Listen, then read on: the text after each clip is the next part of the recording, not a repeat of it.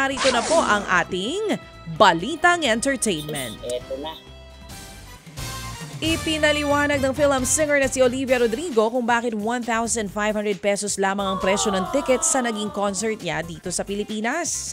Ayon kay Olivia sa Teen Vogue, gusto niyang maging accessible sa marami ang kanyang concert.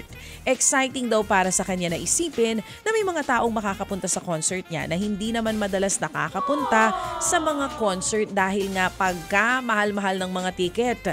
Ang dagdag ni Olivia, matagal niya nang gustong pumunta ng Pilipinas dahil na rin importante ito sa kanya at kanyang pamilya.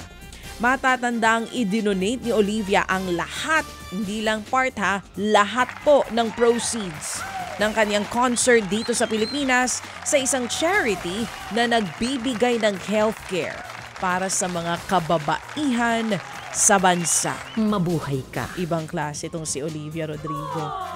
Samantala, para naman sa mga Philo and Jeans na nakatutok po sa atin ngayon, magbabalik sa Pilipinas ang K-pop boy group na ENHYPEN para sa isang fan meet. Idaraos po ang fun meet ng ENHYPEN sa Araneta Coliseum on December 6, malapit na i-organisa naman ang isang donut company. Hindi pa inilalabas ang ibang detalye tungkol sa event. Ito na ang ikatlong pagbisita sa bansa ng ENHYPEN matapos ang kanilang Fate Tour noong Pebrero at fan meet noon namang Mayo.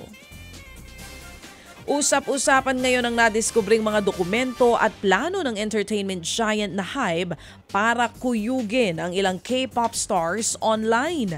Sa audit na ginawa ng South Korean National Assembly Culture, Sports and Tourism Committee, nadiskubre na may 18,000 pahinang dokumento ang HYBE tungkol sa mga pambabash sa ilang idols. Naku po, patay tayo dyan.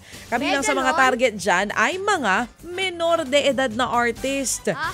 Mga unverified rumor at sadyang mga malulupit na mga komentaryo ito para makasira sa kanilang idols. Kaugnay nito, humingi na ng tawad at umamin din agad ang CEO ng HYBE na si Lee Jae-sang.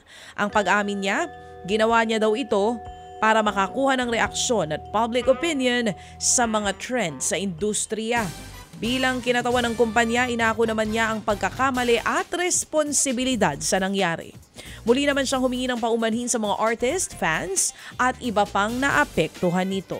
Ted Filon at DJ Chacha ngayon nasa Radyo 5 92.3 News FM Monday to Friday 6 to 10 a.m.